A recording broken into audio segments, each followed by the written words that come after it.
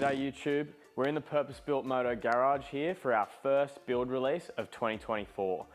This one, an XT500, is a style and a bike that we've done before, but we've upped the game and refined the style yet again. This is our client Phil's second bike with purpose-built. The first one was our 2022 Harley-Davidson Fat Bob that we released last year, and once this one's wrapped up, we've got another one in the works too that'll be coming through soon. Let me get into the specifics of this XT500 build. I'm Tom Gilroy and you're in the Purpose-Built Moto Garage.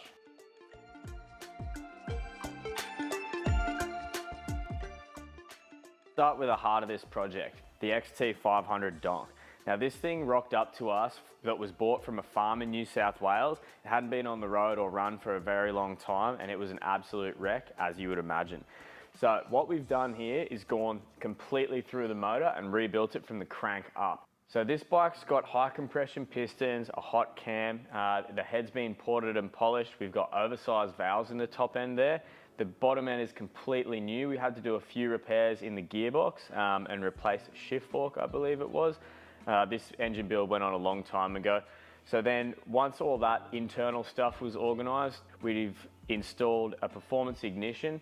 We've got a 12-volt upgrade on this bike and then a Mikuni flat slide carburetor, of course. The engine was completely blasted inside and out, cleaned thoroughly, and then we've gone ahead and polished the cases and a few other select pieces on either side just to give it a bit of that, a bit of an upgrade and a bit of pop. The rest of it though has just been left like a nice sandblast finished. Generally these things come and they're all painted black, but for the direction this build was taking, we wanted to sort of lighten it up and have a bit more of that classic feel. So we've just gone with the sandblast finish there and a few select black bits here and there. We've also had a few parts chromed just to sort of elevate that style and match in with the rest of the bodywork and custom stuff that we've done, which I'll run you through now. The first major fabrication job on this bike was the exhaust. So we've modified the tail slightly and then we've started to fabricate our header and then linked it up to a custom stain tune muffler. On our header, we've used an FMF power bomb. This is something that we use on a few of our single cylinders. What I find is the performance enhancements might be negligible, but what we really value and why we keep on using these things is they really soften out the sound.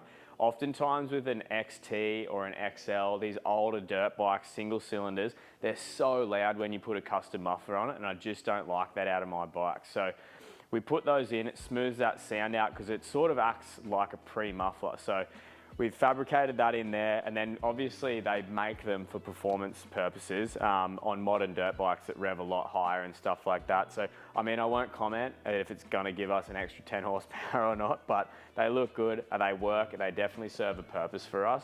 So we've plumbed that in there.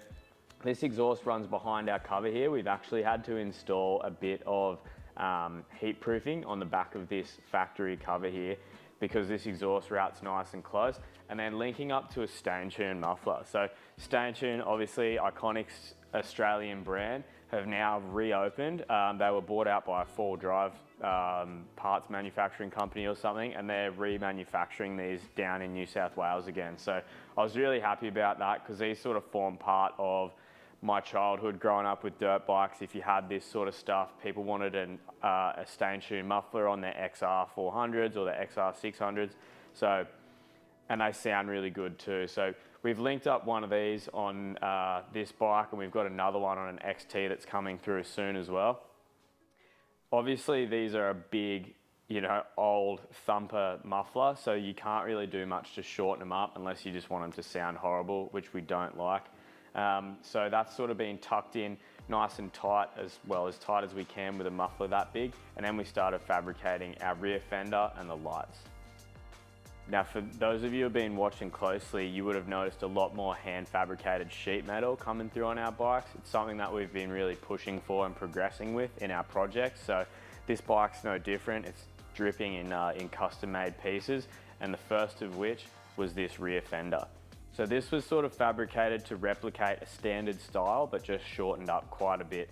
I've just sort of shaped the top piece of aluminium, added in some sides here for mounting and bracing on either side. And then we've also managed to fabricate in our brake, tail and indicator lights under here, as well as welding on a tail tidy in the back.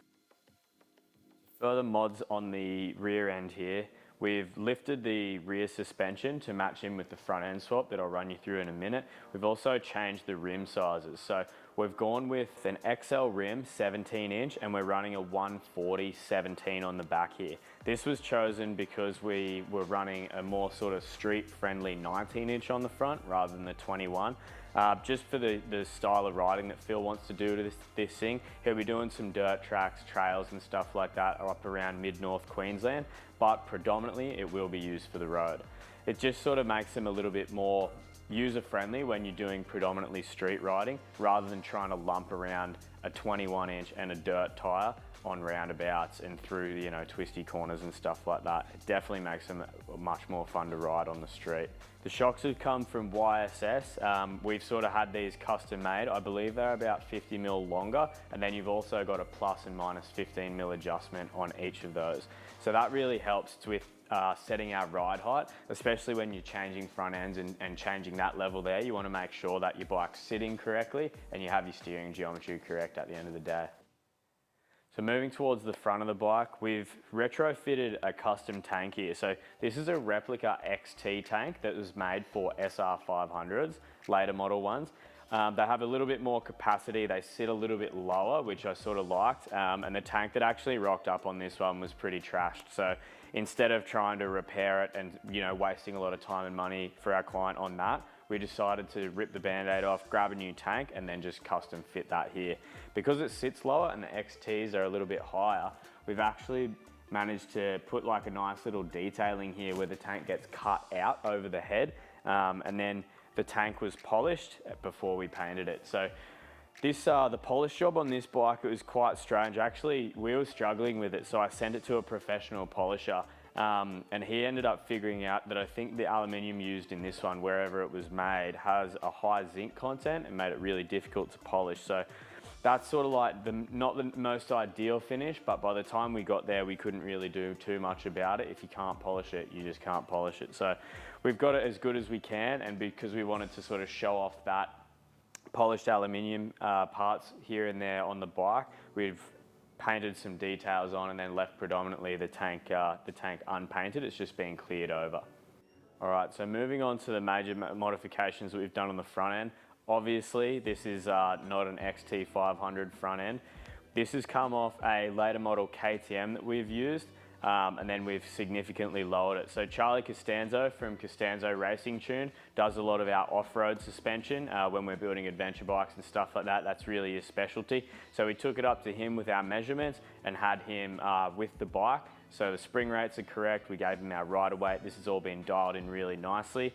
Came back here, we had to strip the forks out again and then anodize them. We went with this sort of like nice light straw gold color. Originally they were black, but again we've sort of like lightened the tone up on this bike.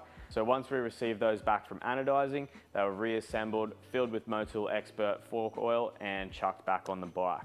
Which brings me conveniently to our video sponsor today. Guys, Moto have really stood behind PBM this last couple of years, and I couldn't be happier to have a partnership with those guys.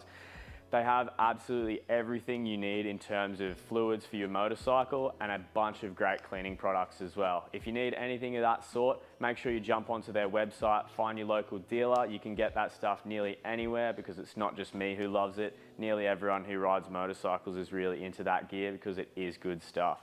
So thanks to them for supporting PBM, and make sure you go check them out.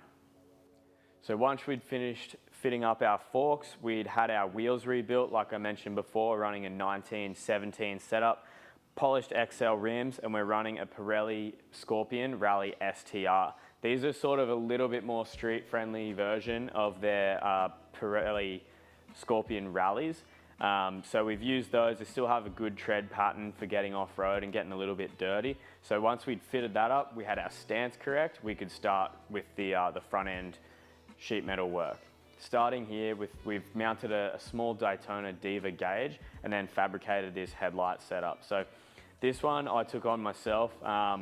We've shaped up the front fender. So again, this was sort of playing on a bit of the style that you would have seen in our DT400 project and a few other dirt bikes. So as we go along, like they're all very different, but we refine our style, we figure out the tricks, and all of this stuff that you guys are watching is just us learning on the run basically. So we've shaped up this Handmade fender, mounted that up underneath, and then we've mounted a 4.5-inch Flashpoint Classic headlight. We're using our Omni lights as indicators here. Super tidy little unit that we've just recently released. You can get these now, guys, through the PBM store. They're E-marked, certified for use on the road, so a really good option and very adaptable for nearly anywhere you want to mount them. Once that was sorted, we're actually using a couple of these little button LEDs as our low beam, and then this sort of comes on as your high beam. Tucked nicely behind the headlight here, we've got our Daytona Diva gauge. We're running a set of Renthal fat bars, and we've got them set up with a set of upgraded Brembo levers, a domino throttle, and then of course our purpose-built Moto 3-button switches linked into the black box that's sitting under the seat. I'll flick this on here so you can check out this gauge. These are a really good unit that we sell through the online store at PBM. We've been using them on a lot of our dirt bikes just because they're nice, slim profile. You can tuck them neatly away behind like a number plate here. And then obviously your handlebars set up, running everything through neatly in the handlebars, hidden wiring, and then your black box control module is tucked under the seat here. Finishing up the custom work on the front end when it came to sheet metal was these custom made fork shrouds. So because we've lowered it so considerably, obviously the plastic ones weren't going to work, and even if they were, we prefer to make them anyway just to get a nicer finish by painting on top of handmade aluminium. So we finished these up, painted them nice, and then it was off to Justin to settle on our paint detailing and have this thing totally coated and dripped out. Now, as I mentioned, we'd had a few bikes in here for Phil over the last year or two, and he came in when we were finishing up our DT400, which is why this one resembles it so similarly. He came in, absolutely fell in love with the motorcycle and the way that it looked, but I did end up talking him out of the 400cc two-stroke. Anyone knows who's ridden them that they're a real joy to ride, but they really are an acquired taste. So we've taken the XT and sort of styled it out a little bit similarly to that, and then he really loved that red, white, black, and a bit of polished paint job. So we've gone, taken a bit of a look back through the Yamaha catalogue from the 70s and styled up this version according to a few of the paint jobs that were floating around at a time. So we worked with Justin from Pop Bang Classics on this, as per usual. I gave him a few ideas, laid out the colours and a few sketches, and then he took to it and really brought it to life. Having the polished panels on the front and rear of the bike as well as the tank is a nice new addition, I think. It sort of just brings that style up, elevates it a little bit, also tying in with the polished rims and a few of the other bits and pieces that we've done. So needless to say, guys, I'm really happy with how this turned out. Phil's absolutely stoked. He's frothing to get his leg over this thing and kick it in the guts, go for a spin, which is what I'm going to do now. I'm going to give you guys a bit of a startup so you can hear this thing running, hear how it purrs, and then we'll go out for a little test ride, throw the GoPro on. Let's see if we can get some first kick magic. And it's cold, I promise.